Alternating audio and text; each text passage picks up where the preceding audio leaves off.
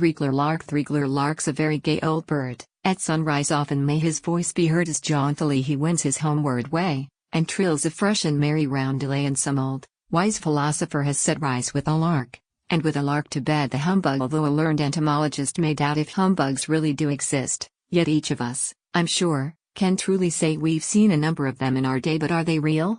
Well, a mind judicial perhaps would call them false and artificial. The poppycock's a fowl of English breed, and therefore many think him fine. Indeed, credulous people's ears he would regale, and so he grows aloud and spreads his tail. But he is stuffed with vain and worthless words. Fine feathers do not always make fine birds. The haycock cannot crow. He has no brains, no, not enough to go in when it rains. He is not gummy. Fighting's not his forte. A haycock fight is just no sort of sport. Down in the meadow all day long he'll bide, that is a little hay hen by his side.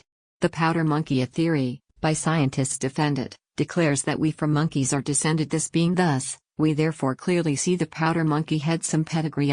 Yes, from him descend by evolution, the dames and daughters of the revolution. The tree calf, the sportive tree calf, here we see, he builds his nest up in a tree. To this strange dwelling place he cleaves because he is so fond of leaves. 'Twas his ancestral cow, I trow, jumped toward the moon, so long ago. But he is not so great a rover, though at the last he runs to cover the military frog. The military frog, as well you know, is the famed one who would a wooing go and on the soldier's manly breast displayed, he wins the heart of every blushing maid. But, as a frog, I think he is incomplete. He has no good hind legs, and that we may eat the feather. Both his animal of which I speak is a most curious sort of freak. Though serpent would its form describe, yet it is of the feathered tribe, and 'tis the snake, I do believe, that tempted poor old Mother Eve, for never woman did exist who could its subtle charm resist. The brickbat oft through the stillness of the summer night we see the brickbat take his rapid flight, and, with unerring aim, descending straight, he meets a cat on the back garden gate. The little brickbat could not fly alone.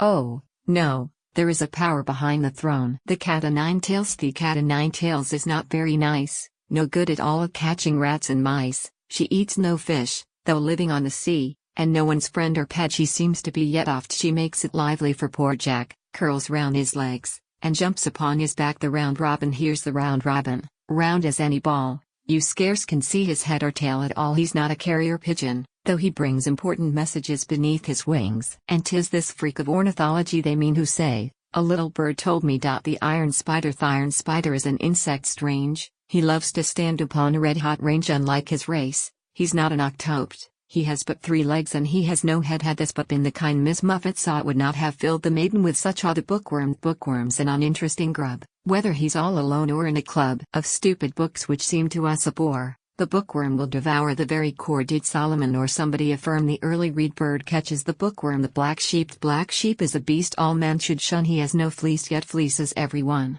though without horns. Oft with a horn he's seen, though not a lamb. He gambles on the green. Perhaps he's not a sheep, as some suggest, but a grim wolf who's in sheep's clothing dressed. Time flies are well-known insects. Sages claim that tempus fugit is their rightful name. When we're on idleness or pleasure bent, they sting our conscience and our fun prevent. We hear them winter mornings ere we rise, and oft in flight time we observe time flies. The applebee in country villages is found, the applebee with buzzing sound, and when our ears it does regale we find a sting is in its tail. As to its food, the applebee is fond of doughnuts, cheese and tea. The Welsh rabbit, see the Welsh rabbit, he is bread on cheese, or cheese on bread, whichever way you please.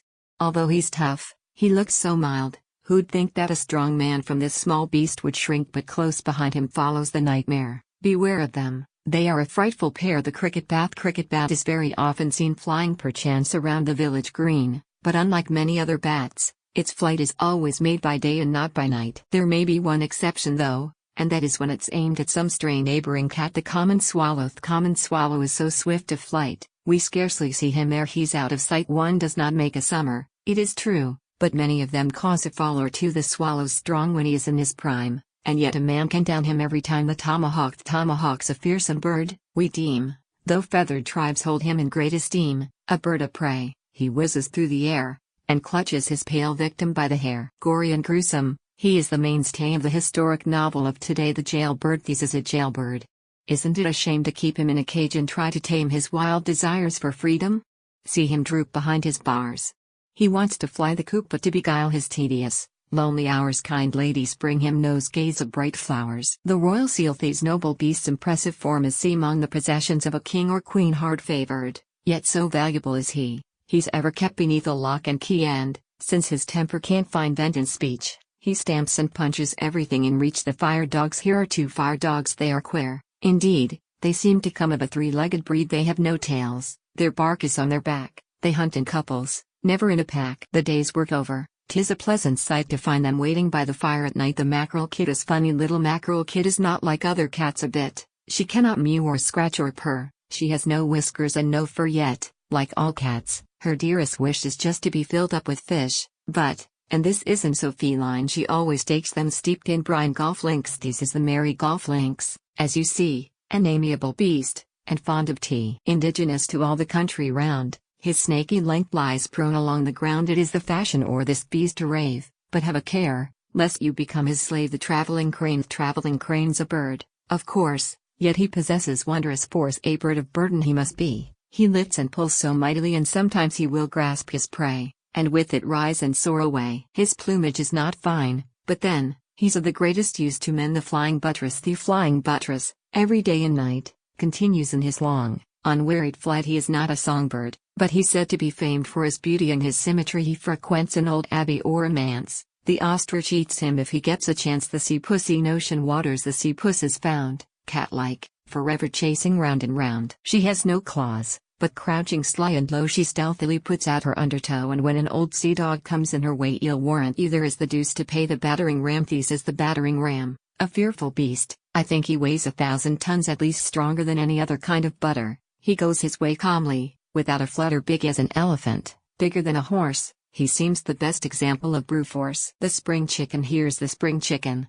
I have heard they manufacture this queer bird from bits of leather and of strings all joined and worked by tiny springs. Whenever this fine fowl is broiled, each of his springs should be well oiled, or he may spring across the room and plunge his carver into gloom. The shuttlecock. The shuttlecock's a handsome fowl to see. His feathers grow straight upward like a tree. He cannot crow, but oftentimes his flight will reach up to a most astounding height. He is a gamecock, and, in fighting trim, there are not many birds that equal him. The sawbuck. The sawbuck is a fearsome beast. The tramp objects to it, at least when to the housewife he applies for coffee or for apple pies. Right speedily he'll turn and leave her when he is seized with sawbuck fever. The pigeon-toad. Pigeon-toad's a funny little beast. He's found in every land from west to east. The children bring him in, to our amaze, and though we try to turn him out, he stays. He's never seen with soldiers, nor with fops, but with the schoolboys. How he jumps and hops. The golden buck. Perhaps because it's easily approached, the golden buck's a game that's often poached. 'Tis sometimes mild, again 'tis strong and hardy. It may be found at many a gay stag party. No branching antlers this strange beast adorn,